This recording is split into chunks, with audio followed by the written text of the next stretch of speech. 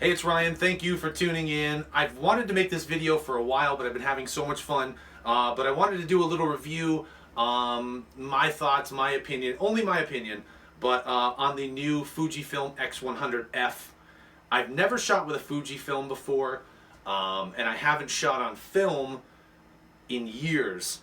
So the reason I mentioned that is the experience is very similar. I have been having tons of fun with this camera. When I first got it, the old-fashioned dials, everything like that, it was just a whole new ball game coming from a Sony background, and then before that, a Nikon background, and this felt completely different. At first, it felt awkward, and I started to set it up kind of like my Sony. I moved my shutter speed to the front dial that they've added on the X100F. I set my ISO to the back dial, and kind of did a run-of-the-mill setup, which you can do with this camera. However, it has the knob on the top that you can turn for shutter speed and lift and turn for ISO. I started using that since it was there, and I wanted a new experience anyway, and now I love it. That's all I use. One of the great things about that is you can set your ISO and shutter speed when the camera's off. So you can kind of, if you can guess your shutter speed and ISO based on your lighting conditions and what you're shooting and what you want to shoot, you can have the camera almost ready to go without even turning it on. Then once it's on, you can fine tune it. It's got a great meter that tells you your exposure, and you are all set to go. Some of the features I love on this camera, I love the fixed lens. You don't have to mess around with other lenses. And some people don't like that. You want to zoom, you don't want a fixed lens. I like the fixed lens. A, that's less I have to carry. I don't have to mess with other lenses.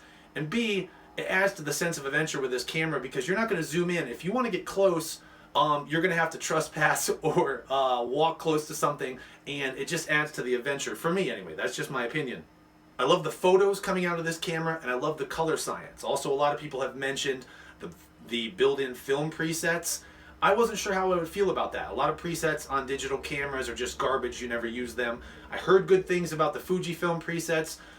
Different things like the Acros black and white, if that's how you say it, Acros. The different vivid colors, all the different things you can do. And as I began to shoot, I shot in JPEG and RAW just so I had options. And I was surprised. Believe it or not, I found that it was about 50-50 whether I liked my photos better just with their film simulations as a JPEG or what I would process in Lightroom or Photoshop with the RAW. It was about 50-50. Sometimes I thought, oh, I'm going to process this RAW file, it's going to look better. Come to find out, the in-camera film simulation looked excellent at least half the time for me. I mentioned in my unboxing video that I added the hood, and this is not the Fujifilm hood. I'll put the model number here. I forget what it is, LX something.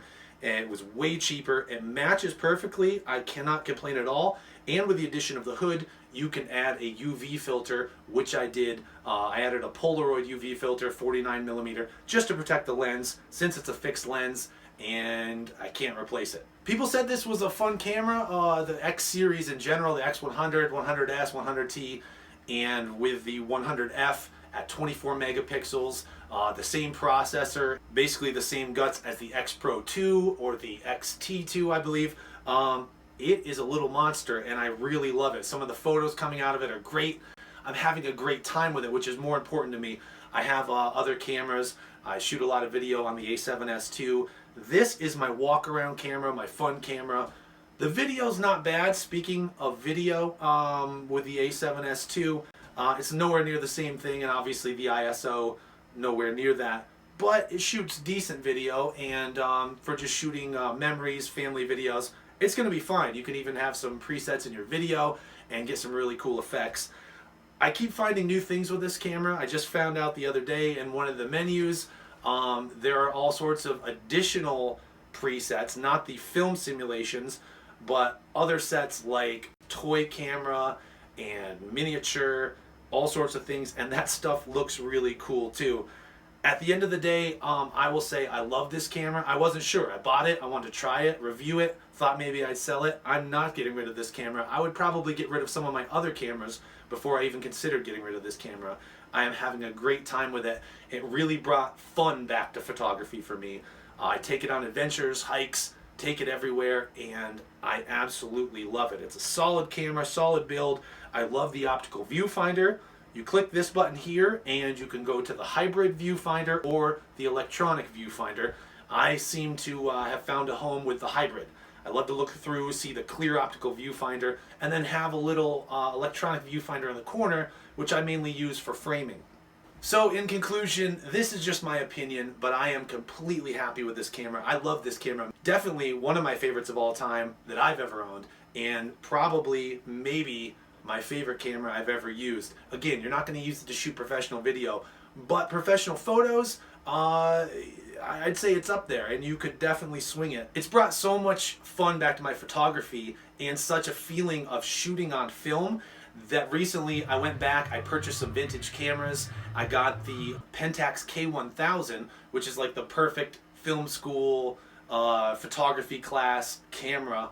It's simple, and it's not that much different from this camera. This camera has so many more features, but just shooting with the dial, shutter speed, ISO, and the way it works simply and old school, this is the camera that really, I would say, got me back into photography, and especially into old 35mm photography. I'm going to develop some film from the vintage cameras I bought, and in the meantime, I'm going to keep shooting with this camera. That's just my opinion, but thank you for tuning in.